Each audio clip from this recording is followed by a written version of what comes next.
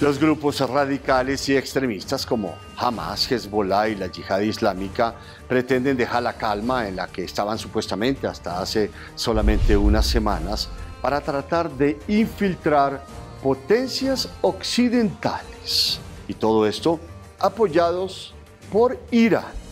Nuestro periodista Steven Mora tiene la historia.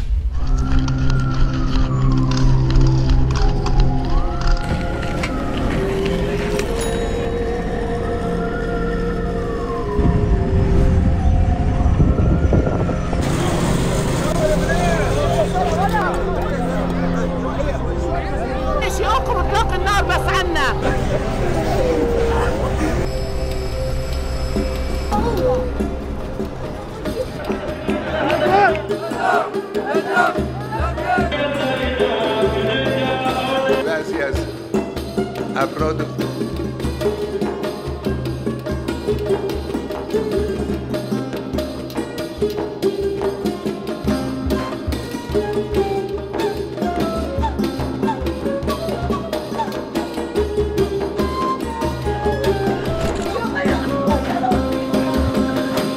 Ya son más de 6.000 vidas perdidas. Gaza permanece sin luz, sin agua, sin comida. Los hospitales son bases militares de Estados Unidos son blancos de ataques y las violaciones al derecho internacional humanitario para civiles inocentes continúa. Violaciones a los convenios de Ginebra de 1949. Así se mueve la guerra entre Israel y los grupos armados radicales islámicos. Bueno, y después de ver esta nota introductoria de los convenios de Ginebra que presuntamente se están violando allí por el recrudecimiento de la guerra en el Oriente Medio, estamos aquí en un espacio de análisis con 3 expertos allí de este territorio para precisamente estudiar qué es lo que está pasando allí con este recrudecimiento del conflicto entre Hamas y el Estado de Israel. Presentamos primero a la doctora Mónica Flores. Ella es docente y analista internacional de la Universidad de San Buenaventura. Doctora Mónica, muchísimas gracias por estar con nosotros. Muchas gracias a ustedes por la invitación y un saludo para todos los televidentes. Pues evidentemente cuando vemos que hay víctimas civiles, cuando hay niños, cuando hay mujeres que son no combatientes, claramente hay una violación a los 4 convenios, a los 2 protocolos adicionales. Entonces llama la atención y sobre todo preocupa a la comunidad internacional que tanta gente inocente esté siendo víctima en esta conflagración. Continuamos presentando al doctor Manuel Reirán. Manuel es docente investigador de la Universidad del Externado. Doctor, muchísimas gracias por estar con nosotros. Muchísimas gracias a ustedes por la invitación y cordial saludo a todas las personas que nos acompañan. Históricamente la respuesta de Israel no ha sido proporcional, pero también es sin distinción, es decir, que no logra en sus ataques diferenciar entre la población civil y lo que son conocidos como objetivos militares. Esto pues nos ha llevado entonces en últimas a evidenciar la respuesta de Israel, que ha estado atacando objetivos que no son militares, es decir, hospitales, colegios. Perfecto, y seguimos con el doctor Pedram Fanian. El doctor es magíster en historia, ha sido también docente y bueno, hay que acotar que también nació allí en el Medio Oriente. Doctor, muchísimas gracias por estar aquí con Testigo Directo. Muchas gracias por la invitación y un gusto estar acá con ustedes. Sin embargo, para el Estado israelí defenderse contra Hamas o cualquier grupo es una prioridad. Uno no puede quitar el derecho de la defensa. Así terminamos este primer segmento de lo que hablamos aquí de los convenios de Ginebra. El armamento que tienen tanto Hamas como Israel en esta nota, para que la vean, por favor. Por un lado está Hamas. Se fundó en 1987 como un grupo político y religioso armado palestino de casi 40.000 hombres combatientes, con misiles que alcanzan hasta los 240 kilómetros por hora. Tienen tanques de guerra y lanzacohetes. Hezbollah nació en 1982. Son del sur del Líbano, frontera norte con Israel. Tienen casi 100.000 combatientes, poseen casi 130.000 misiles y casi 100.000 lanzacohetes, muchos otorgados por Corea del Norte e Irán. Son aliados con Hamas y están mucho mejor equipados. Por último, la Yihad Islámica de casi 20.000 hombres se fundó en 1981 y es un grupo estrictamente radical religioso. Sus AK-47, granadas antitanques y atentados con explosivos los hacen difíciles de controlar. Su objetivo, establecer un Estado Islámico radical. Israel se independizó en 1948. Desde entonces ha aumentado su poderío militar, siendo uno de los ejércitos más poderosos del mundo. Tiene casi 500.000 hombres activos y casi 400.000 en reserva. Es fuerte respecto a su población de 10 millones de habitantes.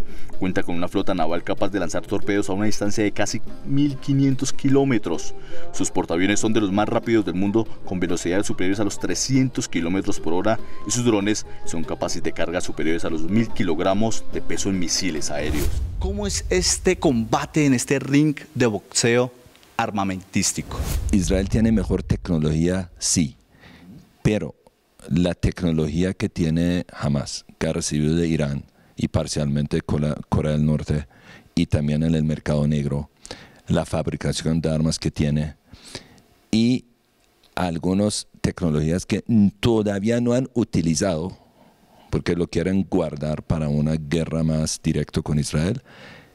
En mi opinión y según los reportes de inteligencia, va a ser una guerra muy, muy difícil para Israel. Claro, hacer una intervención aérea, sin duda alguna, creo que Israel podría tener una ganancia, digamos, fuerte. Creo que lo difícil sería hacer una guerra o una intervención terrestre.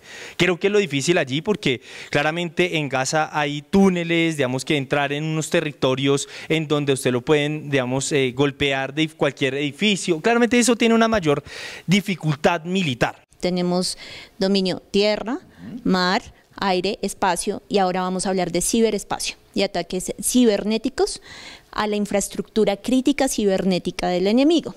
Entonces, también hay que ver eso. No, hoy en día yo no desestabilizo a un Estado exclusivamente haciendo un lanzamiento de un misil. Yo también lo puedo desestabilizar a través de ataques cibernéticos. Armamentos de estas partes que abren una discusión, y es el mapa geopolítico que se mueve detrás de este conflicto. Mapa geopolítico que los invitamos a ver después de esta nota para que vean este análisis de quiénes estarían detrás de Hamas y de Israel. Hamas ataca sin precedentes a Israel, pero está acompañado de Hezbollah en el Líbano, que se suma en apoyo al grupo palestino, la Yihad Islámica, que también actúa en Cisjordania y parte de Siria, quienes presuntamente también estarían atacando a Israel, y por supuesto el mayor financiador y facilitador de armamento de estos grupos radicales, que es Irán. Según análisis de defensa de Israel, Irán le otorga más de 100 millones de dólares al año a Hamas y Hezbollah, aparte de su armamento. Incluso se puede leer entre líneas su apoyo a estos grupos después del comunicado del ayatolá Ali Khamenei, máximo líder religioso de Irán. Si los crímenes del régimen sionista israelí continúan, los musulmanes y las fuerzas de resistencia se impacientarán y nadie podrá detenerlos. Ayatolá iraní. Aunque Israel mantiene viva su incursión a Gaza terrestre, tiene el apoyo de la comunidad internacional. Francia, Inglaterra y Alemania apoyan al país judío, más cuando estos países europeos prohibieron cualquier manifestación en favor de Palestina. Para Israel, su apoyo más fuerte es el de Estados Unidos. También ayuda con armamento y dinero. Varios países que pueden estar moviendo el mapa geopolítico. Durante los acuerdos de Abraham pudieron callar, pudieron pasarlo por debajo, pero ya con esta situación creo que los países árabes tienen que tener una posición cada vez más drástica y que obviamente más que drástica de verdad de reconocer y de darle una solución al tema. Creo yo que en Israel y en Medio Oriente tiene que surgir nuevamente esta propuesta que surgió después de la guerra de Yom Kippur, en donde solo la seguridad de Israel se garantizará en la medida que en Palestina haya esperanza. Y eso hay que dejarlo claro. Si no se crea un Estado palestino con todas las garantías, con un reconocimiento internacional, no habrá paz dentro del sistema internacional o en la región. ¿Quién es el mayor enemigo de la solución de dos estados? Israel y Palestina viviendo uno al otro, al lado de otro en paz. Y la respuesta es el régimen de la República Islámica de Irán. Desde la revolución del año 79, la teocracia de Irán ha tenido la ideología de exportar la revolución. Medio Oriente es muy interesante de estudiar precisamente a la luz de diferentes corrientes geopolíticas porque vemos cómo se mueven como fichas de ajedrez para tener el control de rutas de gas, rutas de petróleo.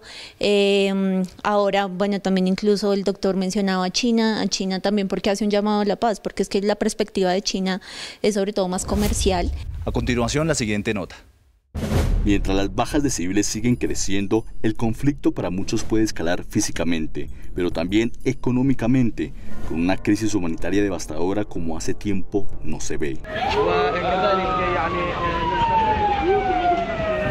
Cuando Israel toma acciones para invadir la Franja de Gaza, Irán levanta su cabeza para afirmar que ellos estarían dispuestos a proteger territorios palestinos. Sus armas, como el misil hipersónico capaz de ir a velocidades superiores a los 17.000 kilómetros por hora, o su armamento nuclear, detienen a Israel. Estados Unidos manda militares y armamento a las fronteras de la Franja de Gaza como advertencia, pero Europa sabe que si esto escala, ellos serían los más perjudicados.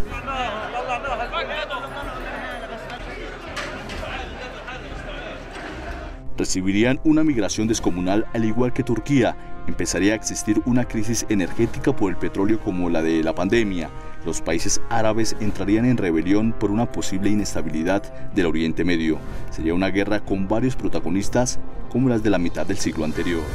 Bueno, volvemos a nuestro último segmento para terminar aquí este especial.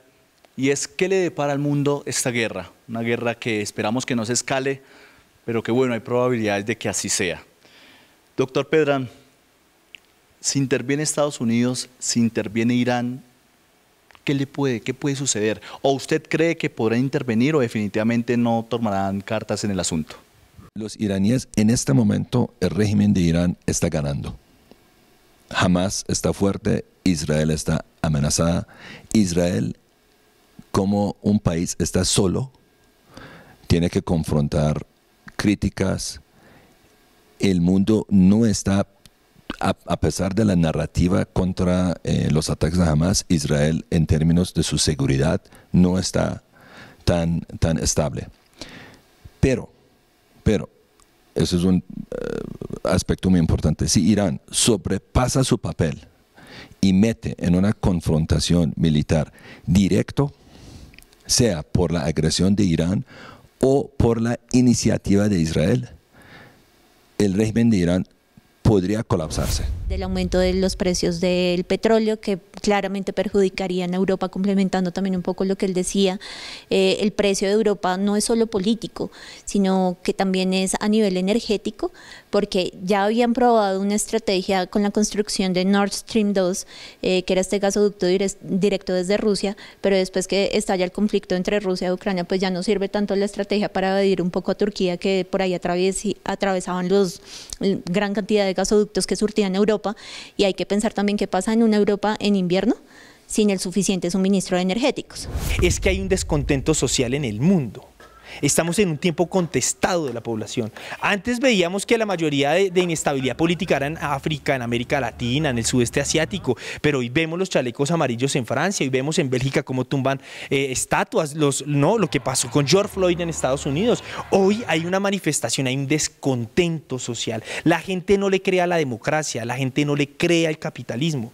Entonces, haciendo esta breve resumen muy corto, estas 4 crisis del sistema internacional, si entramos en un conflicto armado sumado al de Ucrania en Medio Oriente, créanme que esas 4 crisis van a llevar a una transformación del escenario internacional, en donde China, Rusia, entre otros países del sur global, India, Brasil, entre otros, van a buscar un mayor espacio en la transformación en ese escenario internacional. ¿Eso a quién no le convendría sin duda alguna? A Estados Unidos. Perfecto, muchísimas gracias. Los dejamos con esta nota de conclusión allí con este conflicto en el Medio Oriente.